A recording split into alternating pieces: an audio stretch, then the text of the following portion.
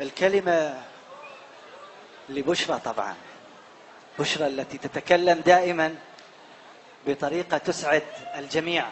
بشرى أرجوك كملي اللي ابتدأتي فيه من أول ما دخلتي الإكس فاكتور، أمتعينا وأسعدينا. يا أهلا وسهلا فيكي. استقبلوا معي مرة جديدة بشرى من المغرب.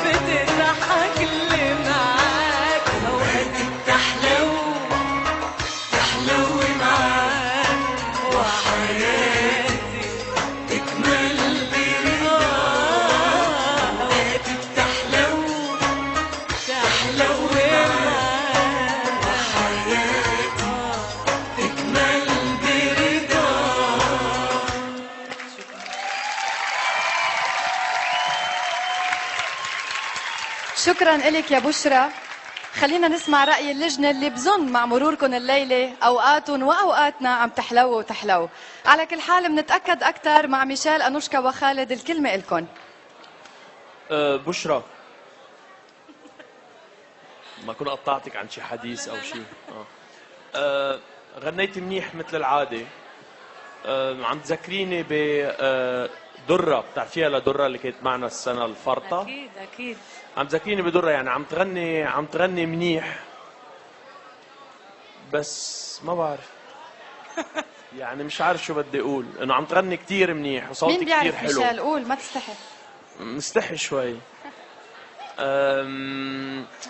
يعني ما بعرف، يعني ناقص شيء، ما بعرف شو ناقص في شيء ناقص. شو اللي ناقص يا ميشيل؟ لما تعرف تبقى خبرنا. اوكي. أنوشكا. أنا قلبي طيب، أطيب من ميشيل شوي هالقد.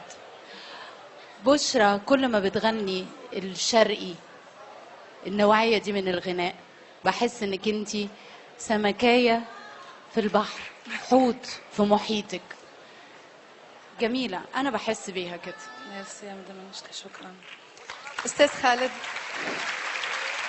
بشرى، أعطيتينا فاصل في أدب الغناء العربي، صدقيني كنا محتاجين إلى هالفاصل الراقي أدبيا.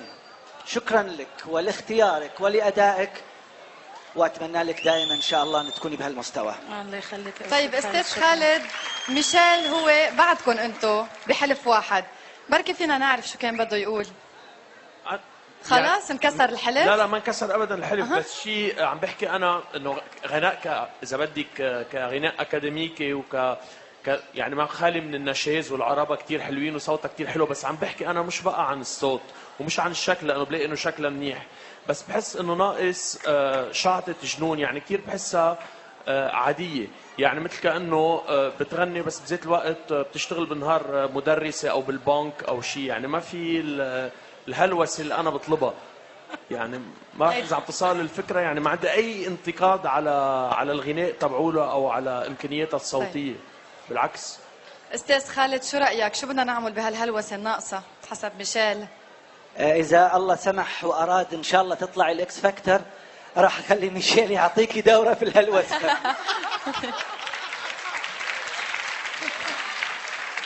بشرى رقم 8 وصلت على نصف نهائيات، واكيد مشوارها بالاكس فاكتور حابه تكفيه بالنهائيات، فصوتوا لها. شكرا لك بشرى.